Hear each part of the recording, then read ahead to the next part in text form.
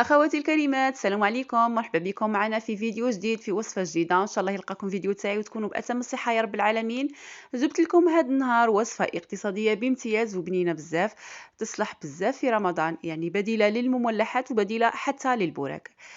وصفه ناجحه 100%. نتمنى اي وحده شافت الفيديو تدعمني بجام، واللي انضم موجود للقناه نقول لهم مرحبا بكم. نروح مباشره لطريقه التحضير. هنا عندي حبه بطاطا، زوج جزر وحبه باذنجان. نقطعوا كل واحد مكعبات صغيره هكا باش كيما نقولوا كي نقلوهم يدخلهم الطياب. نروحوا نقلوا كل حاجه وحدها. وكاع الخضار تاعي قليت كل حاجه وحدها. انتيا الخضار اللي متوفره عندك في البيت. نروحوا نحضروا الخليط تاعنا اللي فيه زوج بيض، نصف كاس زيت، كاس الا ربع حليب، ملح، شويه فلفل اسود، وواحده ونصف خميره كيميائيه. نخلطوا هذاك الخليط مع بعض. نحطوا في الاول الخضار تاعنا هكا باش نعرفوا القوام تاع الخليط تاعنا. هنا حطيت البطاطا اللي قليتها وحدها، حطيت الباذنجان، وهنا حطيت حبه طماطم مقطعه مكعبات صغار، وبصل اخضر يعني بصله البورو تانيك حبه تانيك قطعتها مكعبات. نخلطوا هذا الخليط مع بعض كامل، وزدت قليل من المعدنوس اخواتي.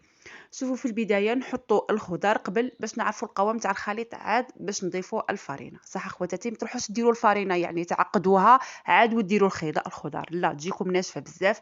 نحطوا الخضار في الاول. هنا حطيت المعدنوس تاعي ورحت جبت حبه فرماج مكعب ابيض عفوا. ثاني ضفتها للخليط. هنا قطعتها مكعبات صغار وضفتها للخليط. اللي عندها فرماج المكعبات واللي عندها فرماج البيدو يعني عادي ديري، غير باش كما نقولوا باش تجيب لينا. اللي عندها ثاني كفته تقدر تضيف كفته لا باس. هنا رحت نضيف الفرينه تاعي، يعني نضيف غير بشويه. مثلا هنا درت 3 ملاعق فرينه وبديت نخلط باش ما يجينيش القوام عاقد بزاف، كما نقولوا باش ما تنشفليش الكيكه تاعي ما تجيش ناشفه. هنا ضفت خميره كيميائيه اللي قلت لكم واحده ونصف، ونخلط هذا الخليط مع بعض.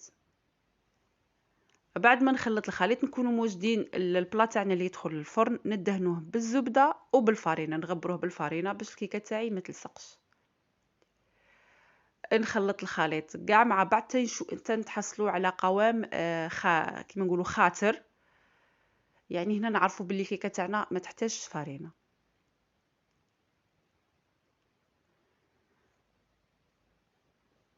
بعد ما نخلطوا هاد المكونات مع بعض نجيبوا البلا تاعنا اللي كنا دهناه. نكونوا ديجا شعلنا الفرن تاعنا باش يسخن.